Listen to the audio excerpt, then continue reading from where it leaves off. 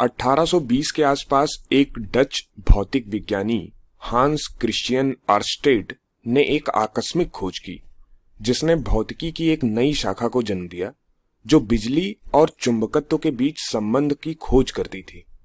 इस वीडियो में हम यह जानेंगे कि यह खोज क्या थी और इसके क्या प्रभाव थे।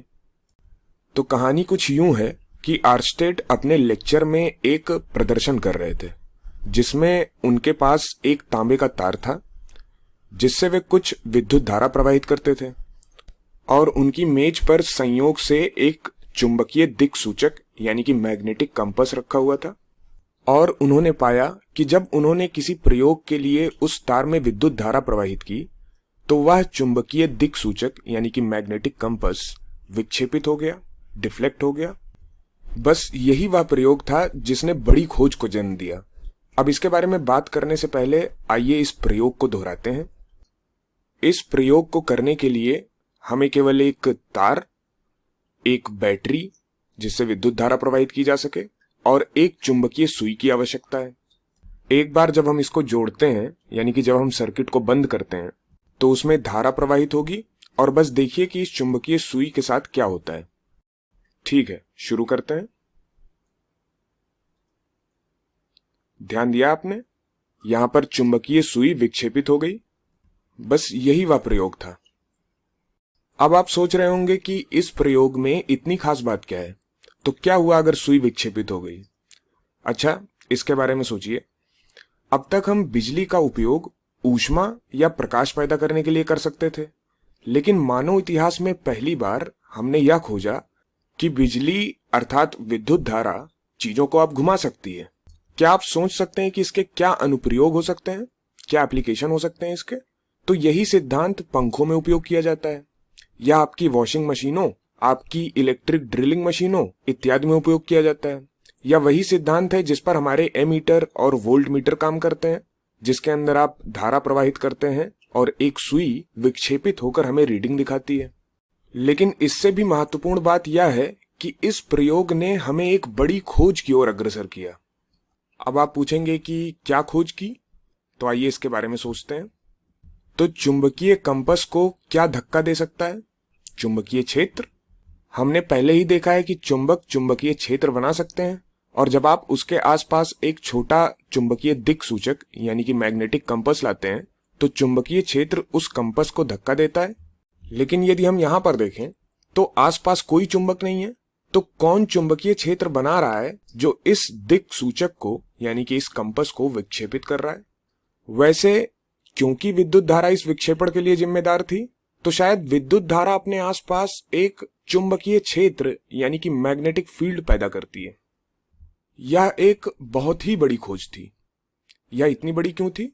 क्योंकि पहले हम सोचते थे कि विद्युत और चुंबकत्व ये दो पूरी तरह से अलग अलग घटनाएं हैं, लेकिन अब इस एक प्रयोग से हम देख रहे हैं कि विद्युत धारा चुंबकीय क्षेत्र पैदा कर रही है, जिसका अर्थ है कि यह हमें एक संकेत देता है कि विद्युत और चुंबकत्व के बीच किसी प्रकार का संबंध हो सकता है और इसलिए इसने विज्ञान की एक नई शाखा या भौतिकी की शाखा को जन्म दिया जिसे हम वैद्युत चुंबकत्व यानी कि इलेक्ट्रोमैग्नेटिज्म कहते हैं, जिसमें हम विद्युत और चुंबकत्व के बीच इस संबंध की खोज करते हैं। तो ऑर्स्टेड और शायद कुछ अन्य भौतिक विज्ञानी इस खोज से काफी उत्साहित थे।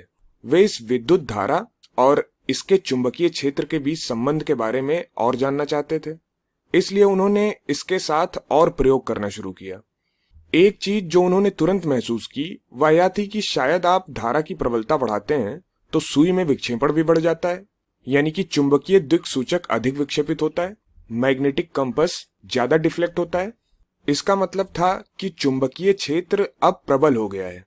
दूसरे शब्दों में कहें तो उन्होंने पाया कि यदि आप धारा अधिक रखते हैं, आई को बढ़ाते हैं, तो आपको स्वतः अधिक चुंबकीय क्षेत्र मिलता है। मुझे यह समझ में भी आता है क्योंकि यह धारा ही है जो चुंबकीय क्षेत्र पैदा कर रही है, इसलिए मुझे उम्मीद होगी कि यदि धारा बढ़ती है तो इसका प्रभाव अधिक होगा और परिणाम स्वरूप क्षेत्र भी बढ़ेगा। एक और चीज जो उन्होंने पाई वह यह थी कि यदि वे धारा को समान रखते हैं लेकिन इस सुई को अलग अलग स्थानों पर रखते हैं, तार से अलग अलग दूरियों पर रखते हैं, तो उन्होंने पाया कि तार के पास विक्षेपण अधिकतम था, और जैसे जैसे वे तार से दूर जाते थे विक्षेपण कमजोर होता जाता था। इसका अर्थ है कि तार के पास चुंबकीय क्षेत्र बहुत प्रबल होता है, लेकिन जैसे जैसे हम तार से दूर जाते हैं यह कमजोर यानी कि दुर्बल होता जाता है। तो यह एक और परिणाम है, एक और रिजल्ट है। चुंबकीय क्षेत्र तार से दूरी के साथ दुर्बल होता है, कमजोर होता है। और फिर से यह मेरे समझ में भी आता है, यह उसी तरह है जैसे किसी चुंबक के पास होता है। यदि आप पहले से ही चुंबक के पास हैं तो उसका क्षेत्र बहुत प्रबल होता है, उसकी शक्ति बहुत प्रबल होती है, और जैसे जैसे हम दूर जाते हैं क्षेत्र कमजोर होता जाता है। और अंत में वे यह भी जानना चाहते थे कि क्षेत्र कैसा दिखता है, चुंबकीय क्षेत्र रेखाएं कैसी दिखती हैं। और हमने पहले देखा है चुंबकीय क्षेत्र रेखाएं खींचने के लिए हमें बस कुछ लोहे की छीलन छिड़कनी होती है और देखना होता है कि वे कैसे व्यवस्थित होती हैं, या इस मैग्नेटिक कंपास को अलग अलग जगहों पर रखकर देखना होता है कि इसका अभिविन्यास किस दिशा में होता है, यानी कि इसका झुकाव किस दिशा में होता है। तो ऐसा करने के लिए उन्होंने इस तार को ऊर्ध्वाधर बनाया और इसे दफ्ती के एक आयताकार टुकड़े से गुजारा, जिस पर आप लोहे की छीलन छिड़क सकते हैं या अपने सभी चुंबकीय सुइयों को रख सकते हैं। और जब उन्होंने सुइयों को रखा तो उन्होंने पाया कि चुंबकीय सुइयां इस तरह से व्यवस्थित हो गईं।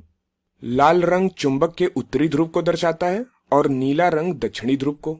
अब याद रखें कि हमने चुंबकीय क्षेत्र की दिशा को उस दिशा के रूप में परिभाषित किया है जिसमें उत्तरी ध्रुव इंगित करता है, अर्थात जिस दिशा को उत्तरी ध्रुव इंगित करता है वही चुंबकीय क्षेत्र की दिशा है। इसका मतलब यहाँ चुंबकीय क्षेत्र इस तरफ है और यहाँ चुंबकीय क्षेत्र इस तरफ है, और इसी तरह आगे भी चलता रहेगा। और इसलिए यदि हम सुइयों को तीर के निशान से बदल दें जो चुंबकीय क्षेत्र की दिशा को दर्शाते हैं तो यह कुछ इस तरह से दिखेगा। क्या आप देख सकते हैं कि ये तीर के निशान एक वृत्त में चल रहे हैं, और इसलिए यदि हम इन तीर के निशानों को जोड़ने वाली एक सतत रेखा खींचते हैं तो हम अंततः एक वृत्त बना देते हैं, एक वृत्त जिसका केंद्र तार पर है। और इसका मतलब है यदि आप तार के आसपास किसी भी बिंदु पर चुंबकीय क्षेत्र की दिशा जानना चाहते हैं तो आप बस इस वृत्त की स्पर्श रेखा खींचते हैं। यदि आप यहाँ वृत्त की स्पर्श रेखा खींचते हैं आपको यहाँ विद्युत क्षेत्र की दिशा मिलती है। आप वहां वृत्त की स्पर्श रेखा खींचते हैं तो आपको वहां चुंबकीय क्षेत्र की दिशा मिल जाती है। और निश्चित रूप से चुंबकीय क्षेत्र की दिशा जानने के लिए एक और वीडियो में हम इसका और अभ्यास करेंगे। लेकिन यह सभी दूरियों पर सत्य है। यदि मैं चुंबकीय सुइयों को पास रखता तो वे वृत्त पे चलती, और दूर रखने पर भी वे वृत्त पे चलती। और इसलिए धारा प्रवाहित करने वाले सीधे तार के चारों ओर हर जगह चुंबकीय क्षेत्र संकेंद्रीय वृत्तों में होंगे। तो क्षेत्र रेखाएं संकेंद्रीय वृत्तों के रूप में होती हैं और उन सभी का केंद्र तार पर होता है। और अंत में हमने यह भी देखा कि इस चुंबकीय क्षेत्र रेखाओं की दिशा धारा की दिशा पर निर्भर करती है। यदि हम धारा की दिशा को उलट दें तो क्षेत्र रेखाएं अभी भी संकेंद्रित होंगी, लेकिन उनकी दिशाएं भी उलट जाएंगी कुछ इस तरह से। और यह भी ध्यान दें कि हमने इन क्षेत्र रेखाओं को कैसे खींचा है। यहाँ पर तार के निकट वृत्तों को एक दूसरे के पास पास खींचा गया है, और यह इंगित करने के लिए है कि तार के पास क्षेत्र बहुत प्रबल है। हो सकता है कि आपको याद हो कि क्षेत्र रेखाओं का एक गुण यह है कि यदि क्षेत्र प्रबल है तो हम क्षेत्र रेखाओं को एक दूसरे के पास खींचते हैं, और जैसे हम तार से दूर जाते हैं क्षेत्र कमजोर होता जाता है, और परिणाम स्वरूप हम वृत्तों को एक दूसरे से दूर खींचते हैं। तो हमने इस वीडियो में क्या सीखा?